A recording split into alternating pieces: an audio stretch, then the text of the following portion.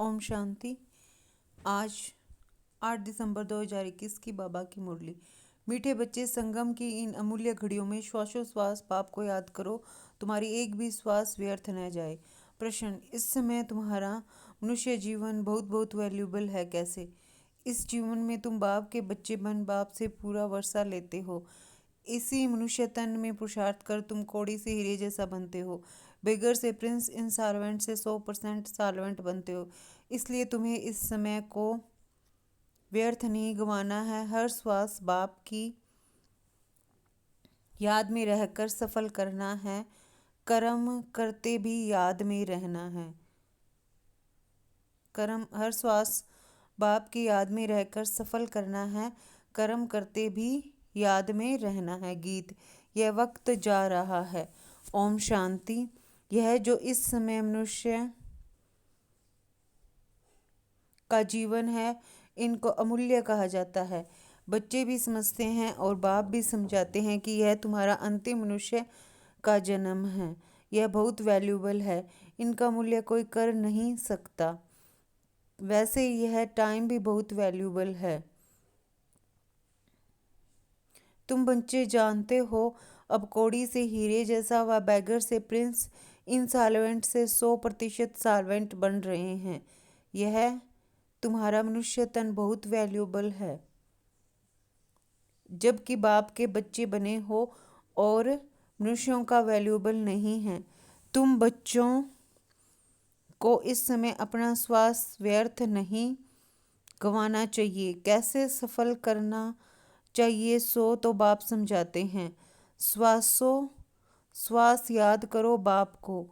मनुष्य भक्ति मार्ग में तो अनेक प्रकार के सिमरन करते हैं। वह है अनेकों की व्यभिचारी याद। तुम बच्चे एक के सिवाय और किसी को याद नहीं करते हो।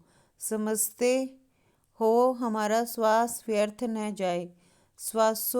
श्वास कोशिश कर बाबा को याद करना है। ऐसे डायरेक्शन मिलते हैं। इसमें कोई जाप आदि नहीं करना है। हमारा सब धर्म ही है आवाज़ से परे रहना। इस शरीर द्वारा हम पार्ट बजाते हैं। आत्मा असूल शांति धाम की रहने वाली है। यह भी हमारे सिवाय कोई कह न सके कि हम असूल शांति धाम के रहने वाले हैं। कोई पूछे तुम कहाँ के रहने वाले हो, तो तुम कहेंगे हम आत्मा तो शांति धाम की रहने वाली हैं। बाकी यहाँ के लिए पूछते हो तो यहाँ हम फलानी जगह रहने वाले हैं। शांति धाम से यहाँ आकर शरीर लेकर पार्ट बजाना ही है। अभी यह है इस मृत्युलोक का अंतिम जन्म। इसमें श्वास व्यर्थ नहीं गंवाना चाहिए। वो लोग बहुत फास्ट व्रत रखते हैं। उनको कहना है क्यों तुम टाइम वेस्ट करते हो। इससे ऊंच से ऊंच बाप को याद करो। यह भी तुम जैसे जीव घात करते हो। आत्मघात नहीं कहेंगे, क्योंकि आत्मा का घात कभी नहीं होता। कहा जाता है जीव घाती महापापी। इस समय अपने शरीर को तकलीफ देना यह भी तो महापाप है। तुम कह सकते हो कि इस समय तुम महान पुण्य आत्मा बन सकते हो इस पुरुषार्थ से। उन्हों को तो यह पता नहीं है कि बाप यहाँ आया हुआ है। यह बाप दादा है ना। शिव बाबा, ब्रह्मा दादा, प्रजापिता ब्रह्मा तो मशहूर है। वह तो कह सकते हैं ना, क्यों ऐसे वैल्यूबल शरीर का घात करते हो। इससे तो मन मनाभव बाप को याद करो तो जीवन मुक्ति मिलेगी। अथवा कोई द्वारा मैसेज भी भेज सकते हो। दिल्ली वाले बच्चे भी भेज सकते हैं। इस समय यह दुनिया बदल रही है। इस पुरुषार्थ से तुमको जीवन मुक्ति मिल सकती है। देखते हो सामने महाभारत लड़ाई भी है। इसलिए बच्चों को एक भी श्वास वेस्ट नहीं करना चाहिए। सारा कल्प सीढ़ी नीचे उतरते उतरते एकदम तमो प्रधान बन गए हैं। अब फिर सतो प्रधान बनना है। इसमें मेहनत लगती है। मासी का घर नहीं है। जनक को 1 सेकंड में जीवन मुक्ति कैसे मिली, वह भी तुम जानते हो और लिख सकते हो। जीवन मुक्ति 1 सेकंड में बिना कौड़ी खर्चा मिल सकती है। वह भी तुम जानते हो और लिख सकते हो। जीवन मुक्ति 1 सेकंड में बिना कौड़ी खर्चा मिल सकती है। यह मृत्यु लोक का लास्ट जन्म है। अमर लोक में है जीवन मुक्ति, मृत्यु लोक में है जीवन बंद। यह भागवत में भी गाया हुआ है। यह भी एक कहानी बना दी है कि जनक को ज्ञान देने वाला कोई मिल न सका। परम पिता परमात्मा ब्रह्म द्वारा ज्ञान देते हैं। परमपिता परमात्मा ब्रह्मा द्वारा ज्ञान देते हैं। इसको ही ब्रह्मा ज्ञान कहा जाता है। ब्रह्मा को भी जरूर किसी ने दिया होगा ना। ज्ञान सागर तो परमपिता परमात्मा है, वह ब्रह्मा द्वारा आकर देते हैं। त्रिमूर्ति चित्र द्वारा तुम अच्छी रीति समझा सकते हो। कोई भी अंदर आते हैं तो उनसे पूछो, बोर्ड पढ़ा, क्या लिखा हुआ है? बीके प्रजापिता ब्रह्मा के बच्चे ठहरे। प्रजापिता को सिर्फ कुमारियां ही होंगी क्या? जरूर कुमार भी होंगे, तो हमारी यह फैमिली हो गई। ब्रह्मा बाप है, ब्रह्मा किसका बच्चा है? शिव बाबा का। इन द्वारा स्थापना कर रहे हैं। ये फैमिली की फैमिली भी है, पाठशाला की पाठशाला भी है। सर्व का सदगति दाता तो एक ही बाप है, वही यह दुनिया स्थापन कर रहे हैं। तो जरूर डेविल वर्ड खत्म होगा। राइज और फॉल भारत का होता है। भारत ही डेविल से, भारत ही हेवन से हेल, एकदम ऊंच से नीच बनता है। हेवन माना नई दुनिया। बुद्धिमान जो होंगे वह समझेंगे बरोबर। आदि सनातन देवी देवता धर्म था। तुम लिखते भी हो कि डिटिज्म कैसे स्थापन हो रहा है। 1 सेकंड में जीवन मुक्ति कैसे मिलती है, आकर समझो। अभी यह पुरानी दुनिया है, वह बदलकर नई नई दुनिया बन रही है। इसलिए ये अंतिम जन्म बहुत वैल्यूबल है, इनका बहुत महत्व है। जबकि हम बाबा से वर्षा लेते हैं और आदि सनातन देवी देवता धर्म वाले ही आकर वर्षा लेंगे। अगर नहीं लेते हैं तो समझना चाहिए ये 84 जन्म लेने वाला सूर्यवंशी में आने वाला नहीं है, पिछाड़ी में आएंगे। जिनकी फुल ज्योत जगती है वह सतयुग में आएंगे। पीछे दिन प्रतिदिन कम ताकत वाले होंगे। महान सौभाग्यशाली ही एक्यूरेट नई दुनिया में आएंगे। रहना तो नए मकान में चाहिए, 10-12 वर्ष के बाद जाकर रहे। ऐसा कच्चा पुरुषार्थ क्यों करना चाहिए? मम्मा बाबा नई दुनिया में महाराजा महारानी बनते हैं तो हम भी क्यों न बने। सर्विस को बढ़ाएं। बच्चों का यह ख्याल चलना चाहिए। मम्मा बाबा नई दुनिया में महाराजा महारानी बनते हैं तो हम भी क्यों न बने। सर्विस को बढ़ाएं, बच्चों का ये ख्याल चलना चाहिए। बाप कहते मैं तुमको आज बहुत गुह्य बातें सुनाता हूँ। बाप को जान लिया तो जीवन मुक्ति का हकदार तो बन ही जाएंगे। ज्ञान का विनाश तो होता नहीं। कई मनुष्य तो अच्छी रीति समझते भी हैं, कोई तो कुछ नहीं समझते, ऐसे ही देख कर चले जाते हैं। कोई कहकर भी जाते हैं हम जरूर आएंगे, परंतु माया फिर भुला देती है। माया बिल्ली कम नहीं है। गुल बकावली का एक खेल भी दिखाते हैं, यह भी मिसाल तुम्हारे लिए है। बाप ही समझाते हैं यहाँ तुम आए हो माया पर जीत पहन जगत जीत बनने। इस पर कहानी बनी हुई है। तुम योग बल में रहते हो माया पर जीत पाने के लिए, परंतु माया बिल्ली पासा फिरा देती है। गुल बकावली अल्लाह अव्वल दीन, यह इस समय की बातें हैं। अल्लाह ही अव्वल दीन देवता धर्म की स्थापना करते हैं। हतम ताई का खेल भी इस समय का है। बाप को नए याद करने से माया आ जाती है। जो कुछ हो चुका है उनकी बैठ ही बाद में कहानियाँ बनाते हैं। जो होने वाला है वह तो कुछ बता नहीं सकते। पास्ट में जो कुछ हुआ है उसका ड्रामा बनाते हैं। कंस वध, अमृत मंथन, किस्म किस्म के खेल बनाते हैं। वह बेचारे यह नहीं जानते कि बेहद का ड्रामा है। तुम जानते हो यह अनादि अविनाशी ड्रामा है। मनुष्य तो कुछ भी नहीं जानते कि ये ड्रामा कितने वर्ष का है। बल कहते हैं हिस्ट्री रिपीट होती है, परंतु समझते नहीं हैं। बाप किस्म किस्म के राज समझाते हैं कि बुद्धि में यह बैठे कि हमारा यह अंतिम जन्म बड़ा वैल्यूबल है, इसमें टाइम वेस्ट नहीं करना चाहिए। हथ कार्डे दिल यार्डे, दिल तो आत्मा में है ना, आत्मा ही कहती है मुझे तंग नहीं करो, मेरे दिल को दुखी नहीं करो। बुद्धि समझती है, जज करती है। यह बुद्धि समझती है, जज करती है। यह हमको सुख देते हैं, यह दुख देते हैं। आत्मा शरीर के बिना तो कह न सके, आत्मा ही सब कुछ सीखती है। संस्कार आत्मा में भरते हैं। अभी तुमको परम पिता परमात्मा सिखला रहे हैं। तुम जानते हो बाप ज्ञान का सागर है, पतित पावन है। वह भारत के लिए सौगात ले आते हैं वैकुंठ की, इसलिए गाया हुआ है सर्व के सदगति दाता। उनका बर्थ प्लेस भारत है। सोमनाथ का मंदिर भी यहाँ ही है। शिव बाबा आया था तब तो उनका यादगार मंदिर बनाया। वह कब आए, क्या करके गए, यह नहीं जानते। लक्ष्मी नारायण थे, फिर कहाँ गए, वह थोड़े ही समझते हैं कि वह इस पतित दुनिया में हैं। सतो प्रधान थे, फिर चक्कर लगाकर तमो प्रधान बने हैं। नाम रूप तो बदल जाता है ना, हर जन्म में फीचर्स बदल जाते हैं। यह बना बनाया ड्रामा है, इसमें जरा भी फर्क नहीं पड़ सकता। फीचर्स एक न मिले दूसरे से। बाबा को बच्चों पर रहम पड़ता है कि बच्चे अपने बाप को जान लेवें।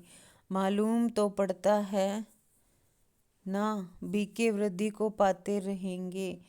एक एक बीके वृद्धि को पाते रहेंगे। एक दिन यह भी आएगा जो फिर आप पहनते रहेंगे। तुम्हारी प्रदर्शनी में सब आएंगे। दिन प्रतिदिन नाम वाला होता जाता है। बाबा ओपिनियन की भी किताब छपाते हैं, वह भी काम में आएगी। बहुतों को भेज देनी पड़ेगी। बच्चे जो सर्विसेबल हैं उनको सारा दिन ख्यालात रखने पड़ते हैं। वह जट कहेंगे बल बीके आकर मिल सकती है। भूख हड़ताल रखते हैं तो 10-12 दिन के बाद कमज़ोर हो जाते हैं, फिर इतनी बात तो नहीं कर सकते। तुम्हारी बात को समझेंगे और कहेंगे कि बरोबर जीवन मुक्ति पाने का यही ठीक रास्ता है। सर्व का सदगति दाता तो एक ही बाप है, बाकी सब है भक्ति मार्ग के गुरु।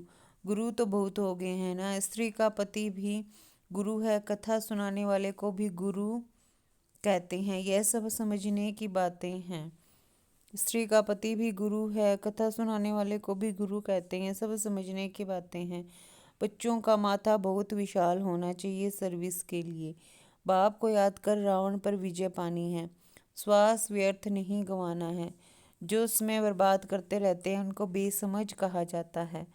बाप कहेंगे किसका जीवन हीरे जैसा बनाने तुम सर्विस नहीं करते हो। कितना waste of time, waste of energy करते हो, कुछ भी समझते नहीं, इसलिए पत्थर बुद्धि कहा जाता है। इसमें सारी योग की बात है। बाप को याद करो और वर्षा ले लो, यह अर्थ कभी कोई समझ न सके। वह तो ब्रह्म को याद करते हैं। बाप कहते हैं मुझे, वह तो ब्रह्म को याद करते हैं। बाप कहते हैं मुझे याद करो तो विक्रम विनाश होंगे। ब्रह्म कोई पतित पावन है क्या? पतित पावन तो परम पिता परमात्मा है।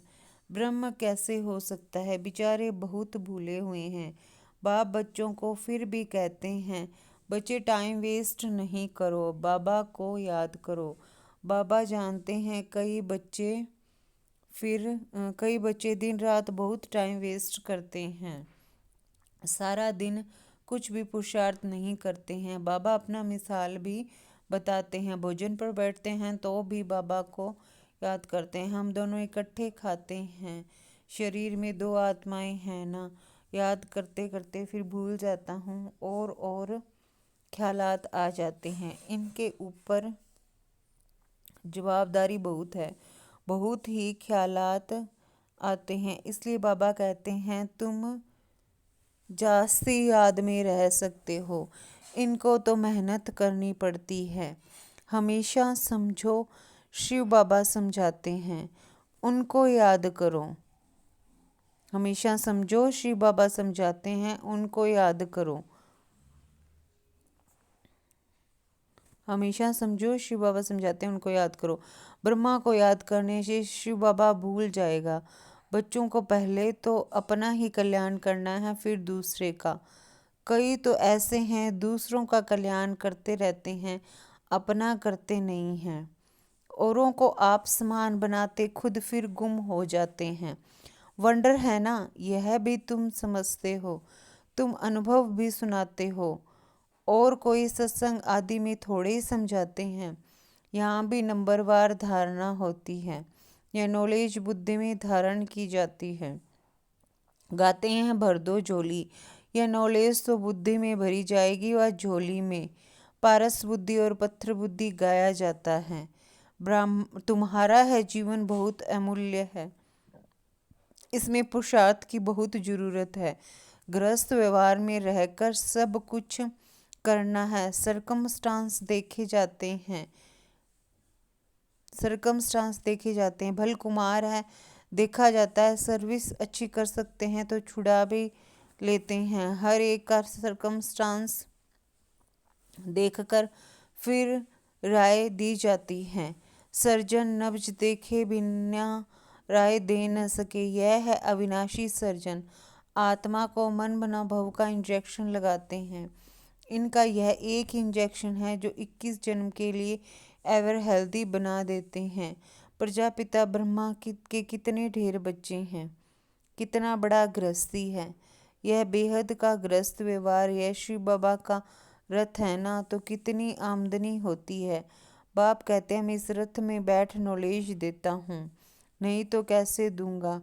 कृष्ण तो होता ही है सतयुग आदि में, वही आत्मा सांवरी बनी है तो इनके बहुत जन्मों के अंत में प्रवेश करता हूँ, इसलिए भाग्यशाली रथ गाया हुआ है।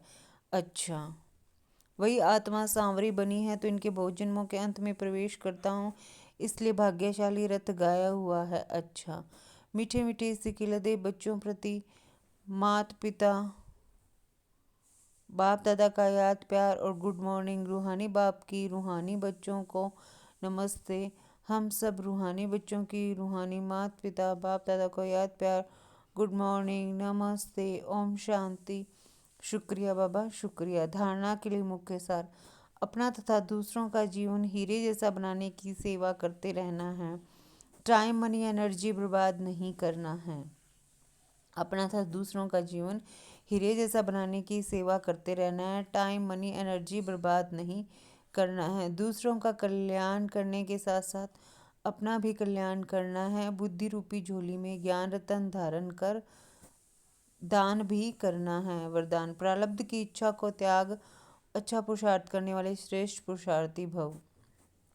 प्रारब्ध की इच्छा को त्याग, अच्छा पुरुषार्थ करने वाले श्रेष्ठ पुरुषार्थी भव। श्रेष्ठ पुरुषार्थी उन्हें कहा जाता है जो पुरुषार्थ की प्रारब्ध को भोगने की इच्छा नहीं रखते। जहाँ इच्छा है वहाँ स्वच्छता खत्म हो जाती है और सोचने वाले बन जाते हैं। जो यहाँ ही प्रारब्ध भोगने की इच्छा रखते हैं वह अपनी भविष्य कमाई जमा होने में कमी कर देते हैं। इसलिए इच्छा के बजाय अच्छा शब्द याद रखो। श्रेष्ठ पुरुषार्थी सदा फ्लॉलेस बनने का पुरुषार्थ करते हैं, किसी भी बात में फेल नहीं होते। श्रेष्ठ पुरुषार्थी सदा फ्लॉलेस बनने का पुरुषार्थ करते हैं, किसी भी बात में फेल नहीं होते। स्लोगन है, साधन कमल पुष्प बनकर यूज़ करो, क्योंकि ये आपके कर्म योग का फल है। साधन कमल पुष्प बनकर यूज़ करो, क्योंकि ये आपके कर्म योग का फल है। अच्छा, ओम शांति।